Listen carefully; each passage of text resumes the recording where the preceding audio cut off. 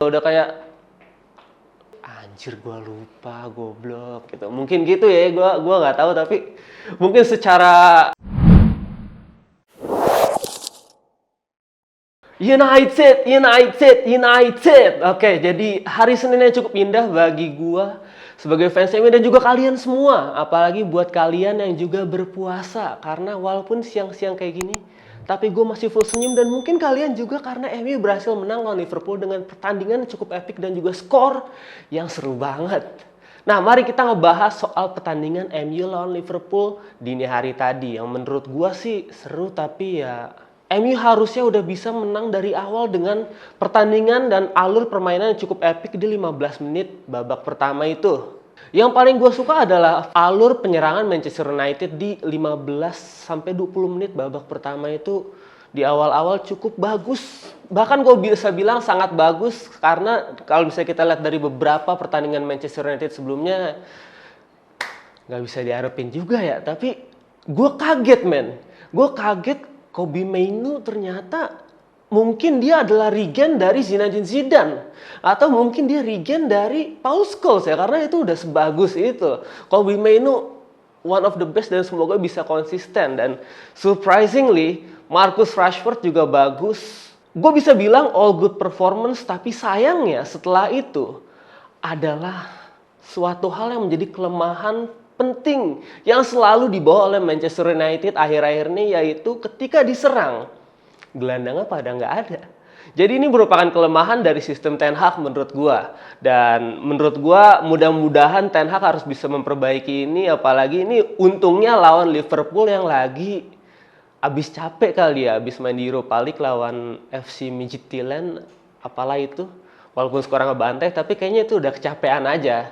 Nah, untungnya MU bisa jor-joran di babak pertama di awal-awal, tapi sayangnya abis itu ya kendor lagi Liverpool, abis itu langsung dominan. Dan sayangnya ini dia nih, langsung kejebolan 2 gol di babak pertama.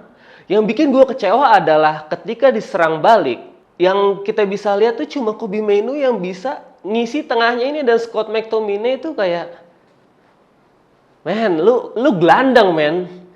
Lu gelandang, dan setahu gue di SSB pun diajarin kalau misalnya jadi gelandang lu harus bisa track back. Nah, itu yang gue cukup kecewa dengan Scott McTominay. Ya, gue tahu dia home ground, ya gue tahu dia dari akademi, tapi dia seharusnya bisa lebih baik lagi dari itu. Dan kalau misalnya kita ngomongin soal gol-gol Liverpool, menurut gue ya itu kesalahan dari midfield itu sendiri. Karena menurut gue untuk Onana gue nggak bisa berkata-kata, walaupun banyak mendapatkan kritikan dari banyak fans, termasuk gue di awal-awal musim, tapi dia berhasil menjawab semua keraguan itu loh. Gua jujur speechless dengan permainan Onana di pertandingan kemarin dan juga lawan Man City apalagi. Dan untuk performa backnya menurut gue cukup solid. Apalagi ya Lindelof dan Varane menurut gue bagus. Dalot dan Wan-Bissaka bermain jadi left back itu bagus banget. Gue gak ngerti kenapa Wan-Bissaka yang kita tahu kaki kanan doang, dia punya kaki kirinya nggak ada kayaknya. Tapi itu bagus banget dan gue apresiasi. Tapi sayangnya ini dia ketika diserang balik, gue nggak ngerti tapi langsung habis aja gitu loh. Nah, ketika langsung kejebolan sekali MU, udah langsung aja tuh. Nggak ada semangatnya, gue nggak ngerti kenapa gitu loh. Itu menjadi suatu habit dari Manchester United, gue nggak ngerti. Tapi bagusnya setelah babak kedua MU mencoba untuk menyerang sedikit banget sedikit banget lah. Nah, ini dia yang paling suka adalah substitution dari Erik ten Hag. Menurut gue bagus banget, apalagi setelah masuknya fidget spinner Anthony itu udah wah men, gue kaget banget. Mungkin semua juga termasuk kalian kaget karena yang kita tahu Anthony lagi babuk-babuknya ya. Kalian bisa sebut sendiri di kolom komentar. Tapi ketika dia masuk ya, walaupun gue bisa melihat dia melakukan sekali atau 2 kali kesalahan, seingat gue di awal-awal saat dia masuk, tapi langsung tekuk kanan, syuting pakai kaki kanan men, masuk. Gokil anjir Anthony. Mungkin kalian juga silakan share opini kalian tentang gol Anthony di kolom komentar. Tapi menurut gua Anthony surprisingly bermain sangat bagus. Dan fighting spirit dari Manchester United di akhir-akhir pertandingan menuju babak perpanjangan waktu itu udah gokil banget. Dan apresiasi juga gue buat sistem pertahanan MU yang tetap solid. Dan juga untuk Harry Maguire yang telah bangkit dari segala hinaan dan bulian dari segala masyarakat di internet dan berhasil bermain sangat bagus, dan bahkan dia akhir-akhir pertandingan bermain jadi striker, man. Tapi gue kecewa banget dengan satu orang menjadi jagoan gue, Marcus Rashford. Di akhir-akhir, man, lu udah pemain dengan bergaji mahal. First touch di menit akhir one on one yang itu udah harusnya menjadi makanan lu, tapi sayangnya ya gitulah. Gue nggak ngerti kenapa, mungkin lagi mikirin mantannya kali. Gue nggak ngerti kenapa, mungkin kalian tahu ya. Tapi itu harusnya untuk striker sekelas Rashford, harusnya itu bisa gol. Nah untungnya dia berhasil menjawab di babak perpanjangan waktu. Dan gue juga mau memberikan kredit kepada Alejandro Garnacho, yang kata adiknya setahu gue itu katanya beberapa hari yang lalunya cedera hamstring.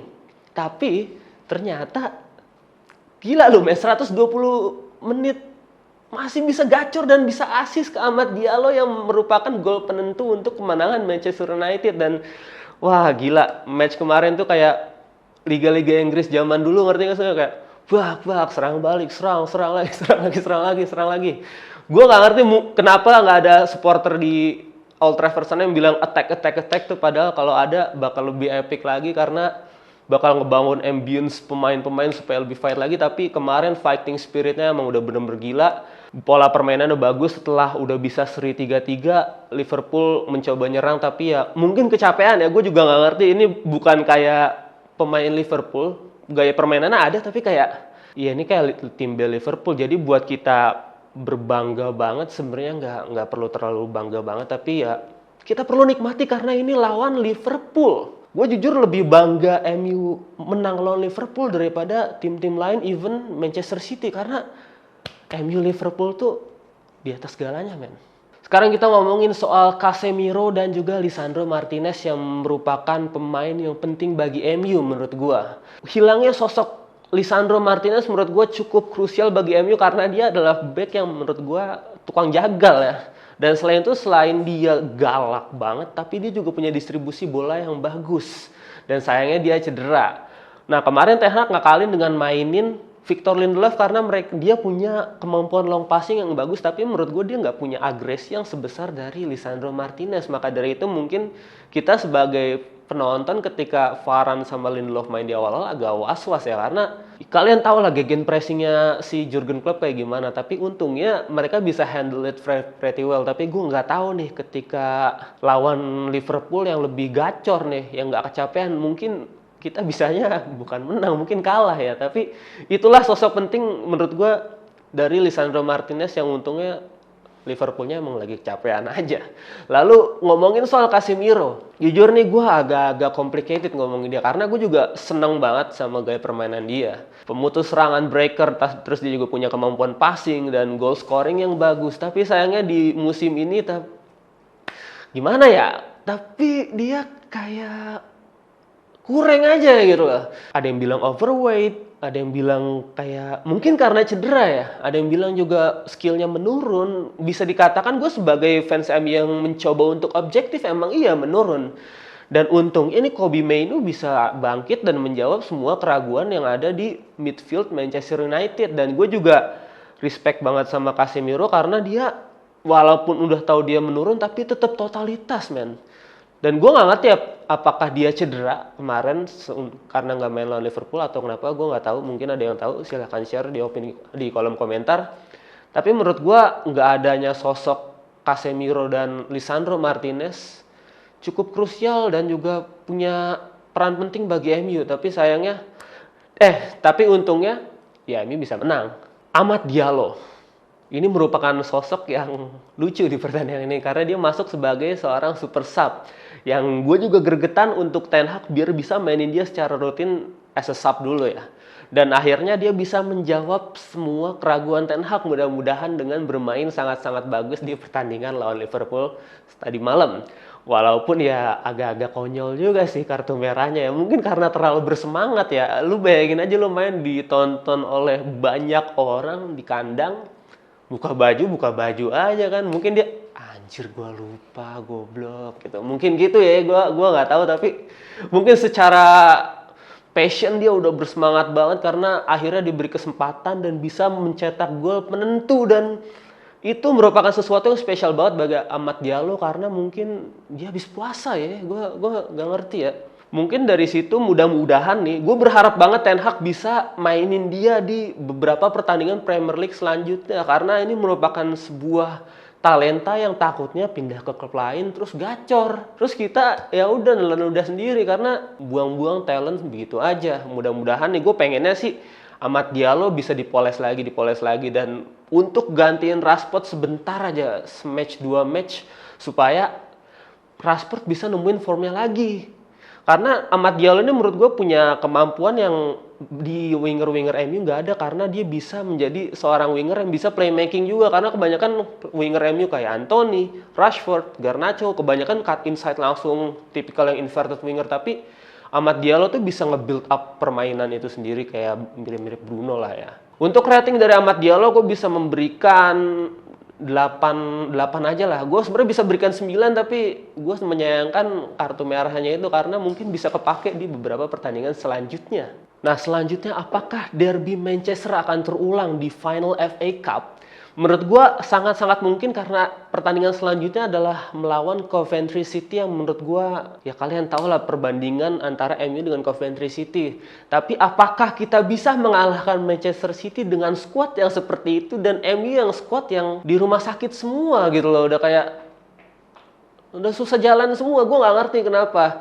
Tapi menurut gue ketika bisa dipadukan dengan taktik dan juga semangat yang bagus, bisa-bisa aja menang. Mungkin kalau misalnya kita bisa main konsisten kayak pertandingan 15 menit, 20 menit awal lawan Liverpool, mungkin ya ada kesempatan lah. Tapi itu dia yang ngerinya, karena MU lawan City kemarin kan kita bisa golin lewat Rashford. Tapi habis itu ya kita diobok-obok. Nah, gue takutnya nih, firasat gue ketika misalnya final FA Cup terjadi MU lawan City, gue kalau misalnya mau realistis ya kemungkinan kita untuk menang juga kecil. Tapi ini sepak bola, men. Semua bisa terjadi, dan gua harap di pertandingan final FA Cup MU lawan City, jika itu terjadi, MU bisa menang, karena musim ini udah cukup berat buat kita. Badai cedera, drama ini, drama itu.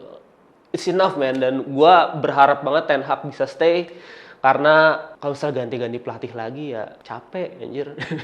Oke, jadi itu dia post-match analisis gua MU lawan Liverpool. Silahkan share opini kalian di kolom komentar tentang pertandingan kemarin, dan juga share juga kira-kira pemain mana yang pantas dapetin man of the match selain Amad Diallo. Share opini kalian di kolom komentar, dan jangan lupa buat follow, like, dan juga subscribe The United Wave.